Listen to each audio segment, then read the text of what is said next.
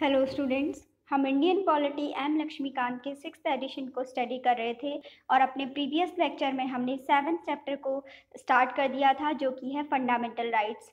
और आज के हमारे इस लेक्चर का टॉपिक है equality of opportunity in public employment. इसको हम स्टडी करेंगे जो कि अंडर आर्टिकल 16 आता है। बेसिकली हम ये कह सकते हैं कि आज का जो हमारा मेन टॉपिक है उसमें हम पूरा आर्टिकल 16 को स्टडी करेंगे, क्योंकि ये जो हेडिंग है equality of opportunity in public employment, ये क्या है, आर्टिकल 16 के प्रोविजंस को ही बताती है। तो चलिए आज का स्टार्ट करते हैं topic equality of opportunity in public employment. इसमें कहा गया है कि article 16 provides for equality of opportunity for all citizens in matters of employment और appointment to any office under the state. Article 16 क्या है, वो ऑल सिटीजन्स को, सभी सिटीजन्स को, इंडिया के हर किसी सिटीजन को क्या कराता है, वो स्टेट के अंडर किसी भी ऑफिस में एम्प्लॉयमेंट और अपॉइंटमेंट की जो इक्वल अपॉर्चुनिटी है उसको प्रोवाइड कराता है। ठीक है, आर्टिकल 16 इस चीज़ को प्रोवाइड कराता है कि क्या है कि जो स्टेट है उसके अंदर अगर कोई भी ऑफिस है तो उसमें क्या होगा, इंडिया के जितने भी सिटीज़न हैं हर सिटीज़न को क्या होगी, इक्वल अपॉर्चुनिटी होगी कि वो क्या कर सकता है, वहाँ पर एम्प्लॉयमेंट ले सकता है और वहाँ पे अपॉइंट हो सकता है। ठीक है, अपॉइंटमेंट के लिए वो जा सकता है। हर किसी को क्या है, इक्वल अपॉर्चुनिटीज़ हैं। जो भी कोई भी ऑफिस है अंडर द स्टेट, ठीक है, वहाँ पर वो क्या है, इस चीज़ के लिए एलिजिबल होगा।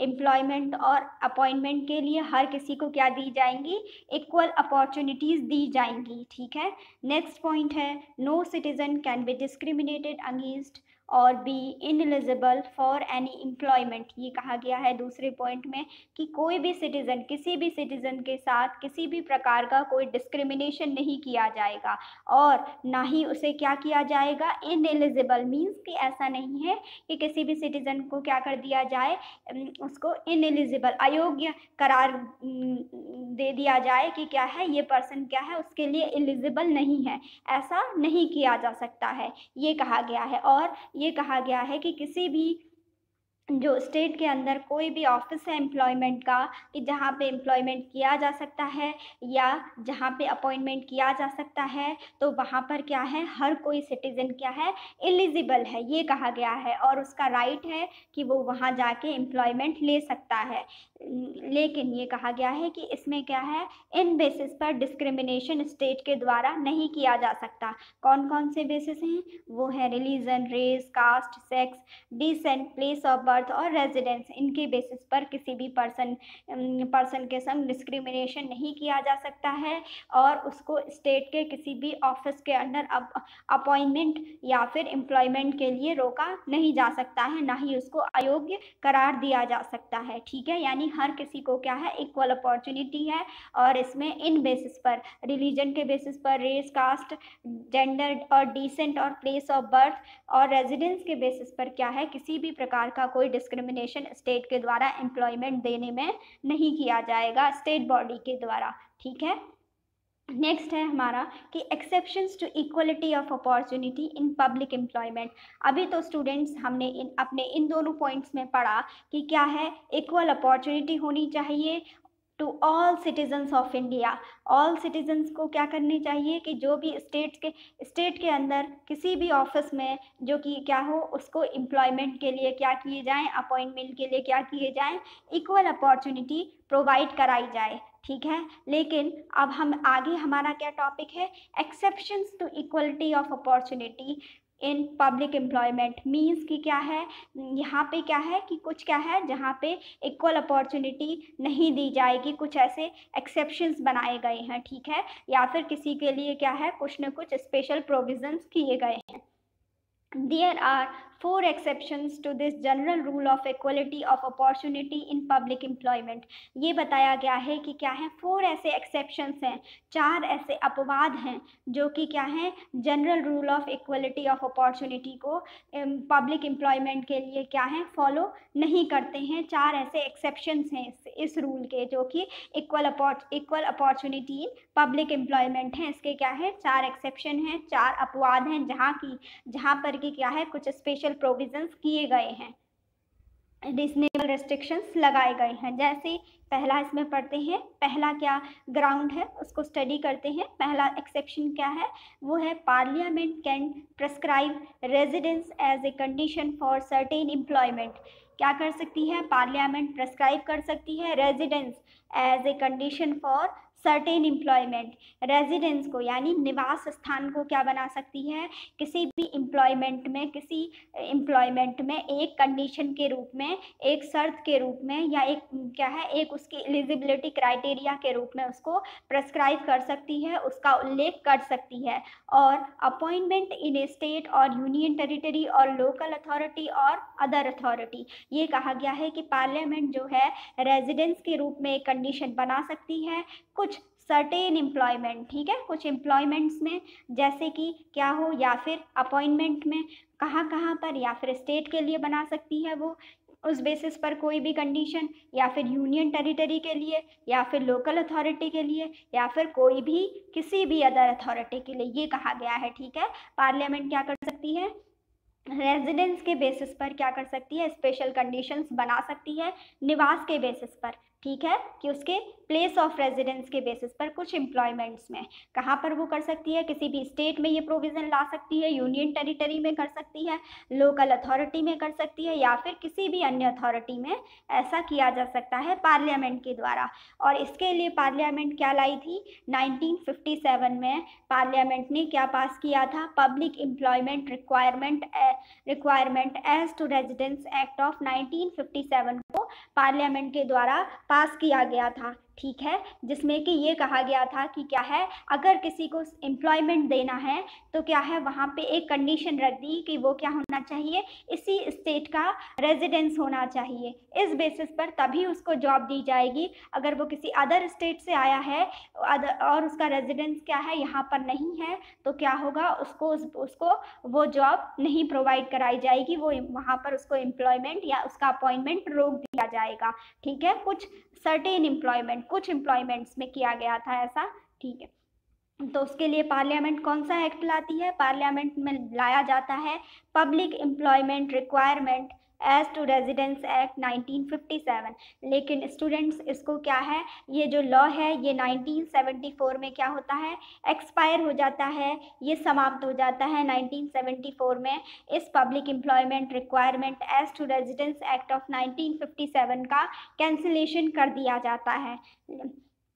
और प्रेजेंट में ये सिचुएशन है स्टूडेंट्स की क्या है, ऐसा अब कोई भी प्रोविज़न नहीं है, ठीक है, कि जहाँ पर क्या है, रेजिडेंस के बेसिस पर ही क्या हो, सर्टेन एम्प्लॉयमेंट दिए जाते हों, सर्टेन क्या है कि जहाँ पर अपॉइंटमेंट किए जाते हों। ठीक है, लेकिन उसमें क्या है, 2 ऐसे राज्य हैं अभी भी इंडिया में कि जहाँ पे क्या है, रेजिडेंस के बेसिस पर ही कुछ जगह जॉब्स को प्रोवाइड कराया जाता है, या एम्प्लॉयमेंट दिया जाता है, या अपॉइंटमेंट किया जाता है। उसके लिए ये कंडीशन होती है कि क्या है, वो रेजिडेंस उसका क्या होना चाहिए, उसी स्टेट में होना चाहिए। तो ऐसे कौन से 2 स्टेट हैं अभी भी, वो हैं आंध्र प्रदेश एंड तेलंगाना। वहाँ पर अभी भी ये प्रोविज़न है कुछ जॉब्स में कि क्या होगा, वहाँ पे अगर उनको एम्प्लॉयमेंट चाहिए तो वो क्या करेंगे, उसके लिए एक कंडीशन के रूप में होगा कि आपको आंध्र प्रदेश या तेलंगाना का ही होना चाहिए। आंध्र प्रदेश में आंध्र प्रदेश का,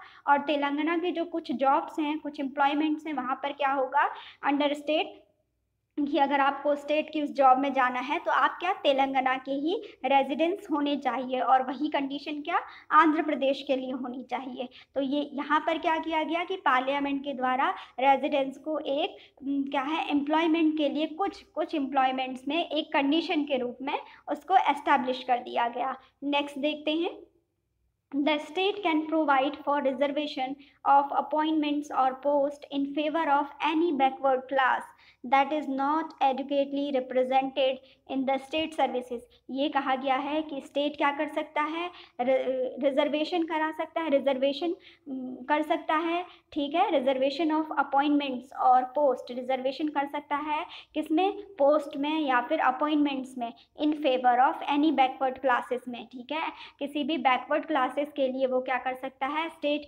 रिजर्वेशन को प्रोवाइड करा सकता है किसमें, अपॉइंटमेंट या क्या है, किसी भी जॉब में जो भी पोस्ट निकलती हैं उनमें बैकवर्ड क्लासेस के लिए रिजर्वेशन कर सकता है, रिजर्वेशन का प्रोविज़न ला सकता है। इसीलिए लाया जाता है स्टूडेंट्स, ताकि क्या है, जो बैकवर्ड क्लासेस के जो पर्सन्स हैं उनका क्या किया जा सके, स्टेट सर्विसेज में उनके रिप्रेजेंटेशन को क्या बनाया जा सके, प्रॉपर बनाया जा सके, ठीक है। ये बोला गया है कि बैकवर्ड क्लासेस को इसलिए दिया जाता है क्योंकि क्या होते हैं, वो एडिक्वेटली रिप्रेजेंटेड नहीं होते हैं स्टेट सर्विसेज में, ठीक है, इसके लिए ये प्रोविज़न बनाया गया है। The state can provide for reservation of appointments or post in favor of any backward class that is not adequately represented in the state services। बोला है कि जो बैकवर्ड क्लासेस क्या हैं, जो बैकवर्ड क्लासेस हैं उनका क्या है, स्टेट सर्विसेज में एक प्रॉपर रिप्रेजेंटेशन नहीं है, तो बैकवर्ड क्लासेस का भी स्टेट्स में प्रॉपर रिप्रेजेंटेशन हो, उनकी भी क्या हो,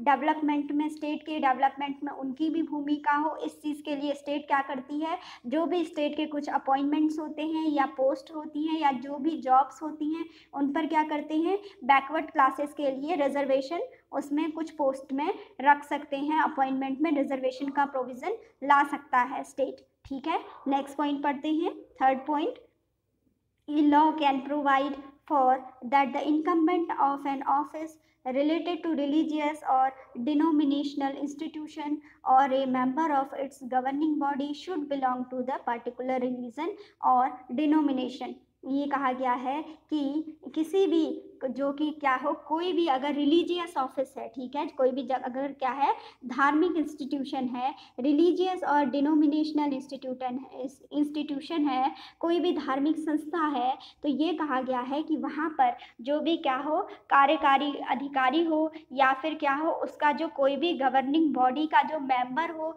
वो क्या होना चाहिए, should belong to the particular religion और डिनोमिनेशन, वो क्या होना चाहिए, उसी धर्म या उसी रिलीजन से बिलोंग होना चाहिए, उसी से संबंधित होना चाहिए, ठीक है। ये कहा गया है कि अगर कोई धार्मिक संस्था है तो उसको अगर कोई चलाने वाला उसका जो भी ऑफिस है, उससे रिलेटेड जो भी कोई कार्यकारी अधिकारी है या जो उसको गवर्न करने वाली जो बॉडी है, जो चलाने वाली बॉडी है, उसके मेंबर क्या होने चाहिए, वो उसी धर्म से रिलेटेड होने चाहिए, ठीक है। कि जैसे हिंदू है तो उसी धर्म की, अगर हिंदू कोई संस्था है तो वहाँ पे जो गवर्न करने वाले लोग होने चाहिए वो कौन होने चाहिए, हिंदू ही होने चाहिए। मीन्स कि उसके जो हेड होने चाहिए वो कौन होने चाहिए, हिंदू ही होने चाहिए, ठीक है। और ऐसे ही अगर कोई क्या है, रिलीजियस बेसिस पर कोई क्या है, संस्था बनाई गई है, कोई मुस्लिम बॉडी बनाई गई है रिलीजियस बेसिस पर, तो उसका जो हेड होगा वो भी क्या होना चाहिए, मुस्लिम रिलीजन से ही रिलेटेड होना चाहिए। ये इस थर्ड पॉइंट में ये बात बताई गई है, ठीक है। The state is permitted to make a provision for the reservation of up to 10% of appointments or post in favor of any economically weaker sections of citizens। इसमें स्टूडेंट्स, जैसा कि हमने अपने प्रीवियस लेक्चर्स में ये स्टडी किया था कि क्या कर सकती है स्टेट ने, क्या किया था, जो इकोनॉमिकली वीकर सेक्शन थे, ठीक है, economically weaker section of citizen से उनके लिए क्या किया था, हमने पढ़ा था कि उनको एडमिशन से रिलेटेड एजुकेशन, जो कि स्टेट की जो एजुकेशनल इंस्टीट्यूशन थे वहाँ पर क्या किया गया था, उनको 10% का रिजर्वेशन दिया गया था, ठीक है, जो कि 103rd कॉन्स्टिट्यूशनल अमेंडमेंट एक्ट 2019 के थ्रू ये प्रोविज़न लाया गया था। और यही प्रोविज़न स्टूडेंट्स, इसको किस में किया गया कि इसको लाया गया अपॉइंटमेंट्स और पोस्ट के लिए भी, जॉब्स में भी इस 10% का जो ये रिजर्वेशन है वो इकोनॉमिकली वीकर सेक्शंस के लिए एप्लीकेबल इसको कर दिया गया, ठीक है। the state is permitted to make a provision for the reservation of up to 10% of appointment or post in favor of any economically weaker sections of citizens। ये कह दिया कि स्टेट में जितनी भी पोस्ट निकलेंगी या अपॉइंटमेंट होंगे तो उसमें क्या होंगी, जितनी भी जॉब्स में अपॉइंटमेंट होंगे उसमें क्या होगा कि 10% रिजर्वेशन कर दिया जाएगा पोस्ट में, अपॉइंटमेंट्स में। किसके लिए?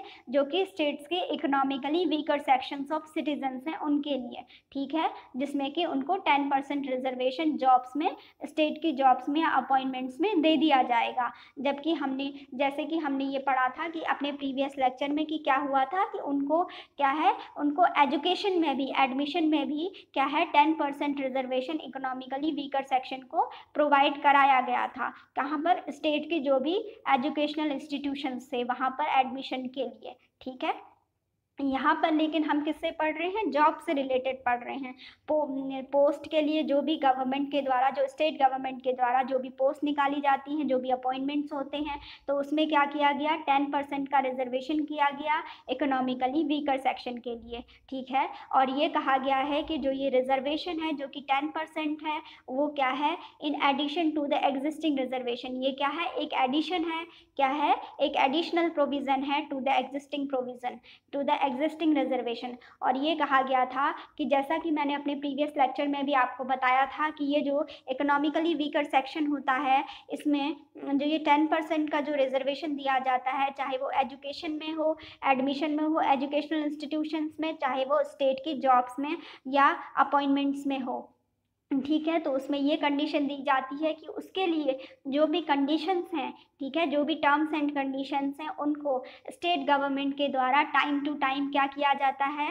पर्सन्स को, सिटीजन्स को, स्टेट के जो भी पर्सन्स हैं उनको, सिटीजन्स हैं उनको क्या है? नोटिफाई किया जाता है। नोटिफिकेशन टाइम टाइम पे स्टेट गवर्नमेंट के द्वारा जारी किए जाते हैं, ठीक है, कि जिसमें क्या है? इकोनॉमिकली वीकर सेक्शन के अंदर क्या क्या क्राइटेरियाज हैं, क्या क्या एलिजिबिलिटीज़ हैं, वो सब क्या है? स्टेट गवर्नमेंट अपने अकॉर्डिंग उसको, उसके प्रोविजंस को नोटिफाई करती रहती है टाइम टाइम पर, ठीक है। और हमने ये भी पढ़ा था कि जो ये इकोनॉमिकली वीकर सेक्शन के लिए जो 10% का रिजर्वेशन प्रोवाइड कराया जाता है, तो उसमें सिर्फ ऐसे ही पर्सन्स को वो 10% का रिजर्वेशन दिया जाएगा जो कि क्या है? जिसको कि क्या है? SC, ST, OBC या फिर किसी भी टाइप का कोई भी क्या है? रिजर्वेशन ना मिल रहा हो, उसको किसी भी टाइप का कोई भी रिजर्वेशन की स्कीम में क्या हो, उससे वो लाभान्वित ना हो रहा हो, उससे वो बेनिफिट उसको ना हो रहा हो, ठीक है, तब उसी पर्सन को ये इकोनॉमिकली वीकर सेक्शन का ये 10% का जो रिजर्वेशन है वो दिया जाएगा। और अपने प्रीवियस लेक्चर में हमने इससे जो रिलेटेड कंडीशंस थी उन सबको भी हमने स्टडी किया था। तो आज का लेक्चर यहीं पे कंप्लीट होता है स्टूडेंट्स। आई होप कि आपको समझ आया हो। Thanks for watching.